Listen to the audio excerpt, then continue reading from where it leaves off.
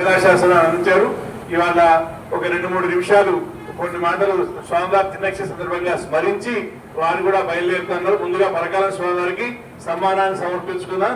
వారికి సన్మానం జరపవలసిందిగా పెద్దలను మనం కోరుకుందాం. కార్యక్రమం చాలా వేగవంతంగా తొందరగా ముగించుకుందాం. పెద్దలందరూ మన్నించవలసిందిగా కోరుతున్నాం.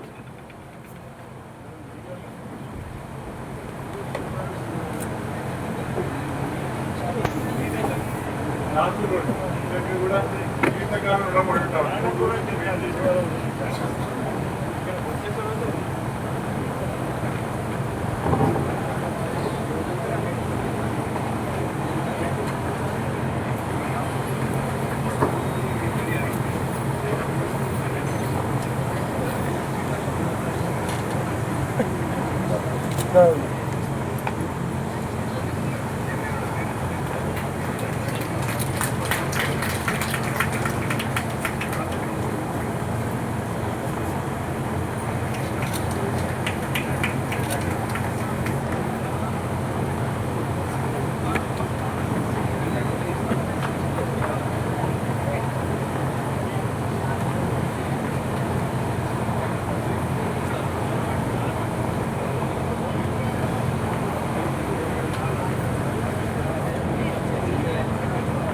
వెంకటాచలాధీశం యాజ్ఞాస్తవక్షసం సతచేతనమందారం శ్రీనివాసమహం భజే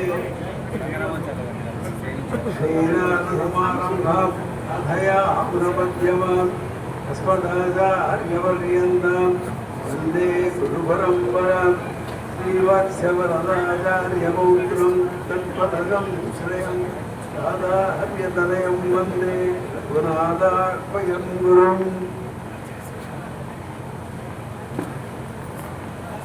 శ్రీమద్వేదమార్గ ప్రతిష్టాపనాచార్యులు పరమహంస పరివ్రాజకాచార్యులైనటువంటి యతీశ్వరులందరి పాదపద్మాలకు ప్రాధాన్యం సమర్పించుకుంటూ, అదేవిధంగా శాస్త్ర రత్నాకర మహామహోపాధ్యాయ శ్రీ రంగరామానంద స్వామి వారి యొక్క పాదములకు, శతాధికులమైన అధిక గ్రంథములకు రచించినటువంటి మన పండిత రత్న ఈ నుండి శిఖరాచార్య స్వామి వారి సన్నిధికి, యువతర విద్వన్మణులకు, ఏం చేసినటువంటి పెద్దలందరికీ కూడా నా దాసోహం సమర్పించుకుంటూ, ఎక్కువ సమయం తీసుకోకుండా 2 విషయాలు మాత్రం చెప్తున్నాను. ఎందుకంటే పరమాత్మ వైకుంఠేతు పరేవరోగే శ్రేయసాక్షం జగత్పతి ఆస్తే విష్ణుర్జిత్యాత్మ భక్తై భాగవతి సహా అని అక్కడ భక్తులతోడు దేవతలతోడు భాగవతులతోడు ఆనందంగా ఉంటున్నారు. కానీ పరమాత్మ అక్కడ ఆనందంగా ఉన్నాడా లేదా అనేది మనకు తెలియదు. మరేం చేస్తున్నారంటే భక్త ఎత్ర గాయంతే తత్ర దృష్టామి అని అక్కడి నుంచి ఇక్కడ వస్తున్నారు. దానికి అక్కడ ఎట్లా వచ్చారండి అని ఒక సంశయం. ఎందుకంటే పరమాత్మ అక్కడ ఏంటంటే వైకుంఠంలో సదా పశ్యంతి సూరయ అని అన్నారు. కట్టు రెప్పలు ఆడకుండా పరమాత్మ యొక్క వైభవాన్ని అనుభవిస్తున్నటువంటి భక్తులు భాగవతులు ముక్తులు అంతా అక్కడ ఉన్నప్పుడు పరమాత్మ ఈ భూలోకానికి ఏ విధంగా రాగలిగారు అని ఒక ప్రశ్న వచ్చింది. అప్పుడు పరమాత్మ అన్నాడు, నాకు ఉపచారాలు చేస్తున్నారు కదా అన్నారు. అవును, చేయవద్దంటే చేయండి అన్నారు. ఏం చేస్తున్నారు? ధూప దీపం అన్నీ చేస్తున్నారు. ఆ ధూపం ఇచ్చినప్పుడు ఆ ధూప కౌల మధ్యలో పరమాత్మ తప్పుకొని అక్కడి నుంచి ఇక్కడ చేశారు. ఇక్కడ యశనారాయణ శ్రీమాన్ శ్రీరార్ణ వర్గేదన నాగపర్యంగా ముఖ్య ఖ్యాగతో మధురాం పరి. అదేవిధంగా మాయావి బ్రహ్మానందం ఎక్కువ వైకుంఠమత్వం స్వామి పుష్కరణ ఇదేనే రమయాధామోదయ పరమాత్మ నుంచి వచ్చారు. ఇప్పుడు మన ఆచార్యవరులైనటువంటి ఎవరు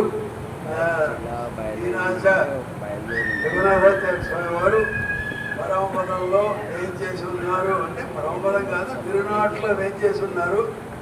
పెరుమాళ్ళు ఎప్పుడైతే భక్తులను ఆశ్రయించి గురించి రోగాన్ని బదిలి వస్తున్నారో, ఇప్పుడు రఘునాథాచార్య స్వామి వారి యొక్క మనస్సు అంతా కూడా వైకుంఠంలో లేదు నాకు అనిపిస్తుంది. ఎందుకంటే వారితో సన్నిహితంగా కొన్ని రోజులు ఉండడం జరిగింది కాబట్టి వారు ఈ సంప్రదాయ సభలు జరుగుతున్నదే అంటే సంప్రదాయ సభల్లో నా గురించి పొగడతారు కాబట్టి నేను అక్కడ వెళ్ళాలని అనుకున్నారా అంటే కాదు కదా.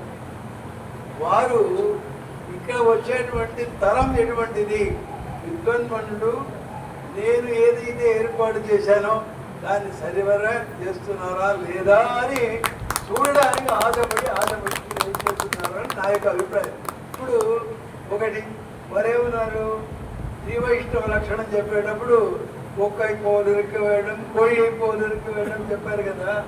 ఎట్లయితే ఏరి ఏరి ఏరి చేస్తున్నారో పోటీ చేస్తుంది కదా, అదేవిధంగా మన రఘునాథాచార్య స్వామి వారు ఈ కులంలో ఉన్నటువంటి అన్ని కళల వారిని ప్రోత్సహిస్తూ కేవలం పండితులను మాత్రం ఆహ్వానించి వారికి మాత్రం పురస్కరిస్తే వారు మిగతా వారందరూ ఏమవుతారో అని ఒక చెప్పుకొని వారు ఎవరు మేఘం లాంటి వారు సృష్టించేవారు కదా.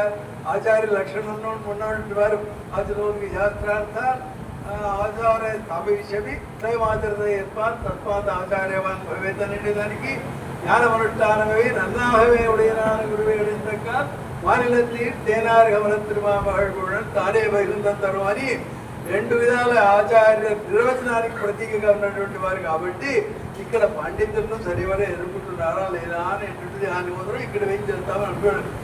ఇంతకంటే ఆశ్చర్యం ఏంటంటే నా తర్వాత ఏమవుతుంది సభ అని ఒకప్పుడు భయపడిన వారు నా తర్వాత ఏమవుతుందో అని భయపడినప్పుడు మన సింగరాచార్య స్వామి వారిని, అదేవిధంగా రంగరామాచార్య స్వామి వారిని, నెల్లూరు స్వామి వారిని, ఇద్దరు కొంతమందిని ఇక్కడ సన్మానం చేసి ఒక పదం చెప్పారు, సంప్రదాయాన్ని పరిరక్షించడానికి మీరు ప్రయత్నించండి అన్నారు. కాబట్టి వారు ఎవరికైతే సంప్రదాయ పరిరక్షణ ఇచ్చారో వారందరూ ఇక్కడ ఉన్నారు కాబట్టి వారిని చూడడానికి కూడా ఇక్కడ రావడం కోరుకుంటారు.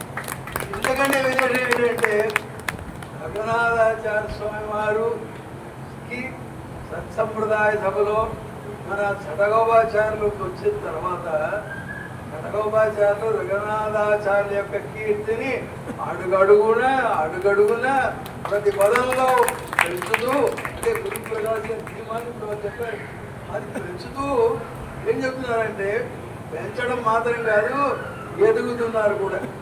ఇక్కడ ఎదుగుతున్నారు, పరిరక్షణలో ఎదుగుతున్నారు, సంప్రదాయం చేసేటువంటి కార్యక్రమంలో ఎదుగుతున్నారు. కాబట్టి వారందరినీ పరమాత్మ ఎట్లయితే భాగవతం చూడటానికి వచ్చారో మన సంప్రదాయానికి తన సతత్వాన్ని సమర్పించుకున్నటువంటి రఘునాథాచార్య స్వామి వారు మీరందరినీ ఒకసారి చూసి వెళ్దామని ఇక్కడ వచ్చినట్టు దాదులు భావించుకుని ఈ అవకాశం దేవస్వాములు అందరి సాష్టాంగ ప్రణామం సమర్పించుకుంటూ నేను ఏదో మాట్లాడాను అని అనుకోకుండా క్షమించవలసిందిగా ప్రార్థిస్తూ నేను వివరిస్తున్నాను.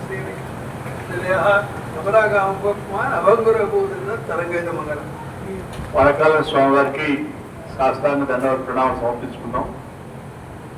సభ మీకు ఆలస్యం చేస్తుందని అనిపిస్తుందేమో, కానీ ఆలస్యం చేయలేదు.